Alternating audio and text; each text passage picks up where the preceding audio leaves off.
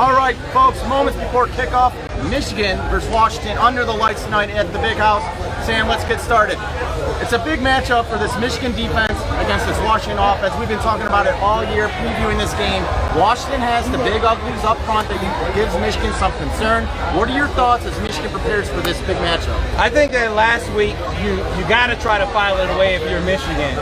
But Washington comes in here a wounded animal. They couldn't rush for 100 yards against Montana. This is supposed to be not just one of the best offensive lines in the Pac-12, one of the best offensive lines in the country, averaging 6'5", 325 across the front. Every 5 starters back, a 6th-year center.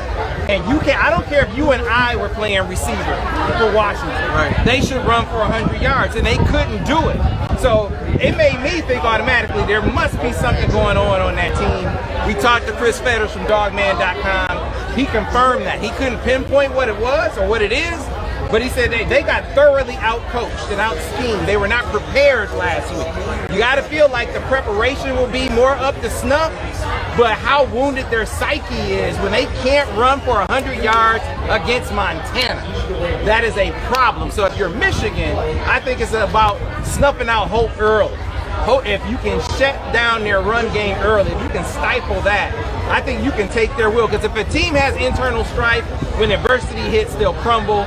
That's what Michigan will try to do today, even if it means loading the box and daring their 5th and 6th string receivers to beat them. Well, this is definitely being a big test for Michigan. Obviously, Wisconsin's coming down this pipeline here in a couple weeks to face a big offensive line, so we'll see if this Mike McDonald defense can pull up to the test. Let's switch it to the offensive side. We saw a lot of great things last week. Unfortunately, Michigan lost Ronnie Bell, but I still think there's a lot of speed in that with the wide receiver corps. You got the talent at the running back, like Thunder and Lightning, and then of course McNamara has solidified himself as a starting quarterback. What are you expecting here from this Michigan offense as they go against a stout Washington defense? So they'll open it up more, no doubt. Michigan ran, they might have ran 4 or 5 run plays last week total. And you know they have more in their run arsenal. Right. I don't think they'll get away from their identity.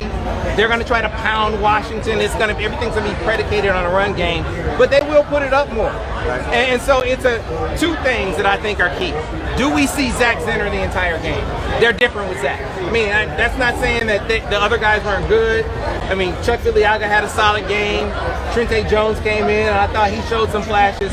But Zach Zenner in there is different. He moves people.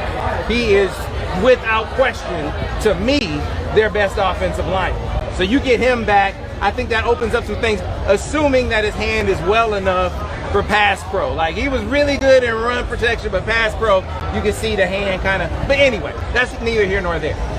You have that. Then it's a matter, I think, of what does the diversification look like? Is it 7-step drop? Taking shots down the field on play action? If they can protect, yeah. But there are some quicker hitting pass plays that I think getting some guys out in space, because we're going to see more A.J. Henning this week.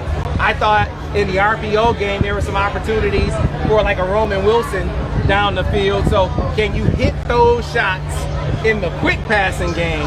But I'm waiting to see, do they try to take some longer developing pass protection plays, like a 7-step drop and hit a guy on the post, that kind of thing. I think they'll have the kind of protection that they're able to do that. All right, let's get to the nitty-gritty. Michigan wins and why? I think Michigan wins because Washington last week showed that they are not a complete offense, and they're more incomplete this week. When you take into account that now the number 4 receiver is out too, and you have turmoil on the team, that's not a recipe for going on the road across the country against a defense that, while they have a lot to prove, I think that they have enough weapons on the outside to deal with the 5th and 6th string receiver. So that's going to allow a team who's, I think, was most suspect up front to really fortify that if they need to. I think Michigan is going to do a decent job of slowing down the run game, even if they run for more than they ran against Montana. I don't think that Washington runs wild today, and they need to run wild to win this game. I just don't think it's in the cards. Give me a score. I got Michigan winning this game 27-17. I got it at 28-14. Michigan pulls away in the second half.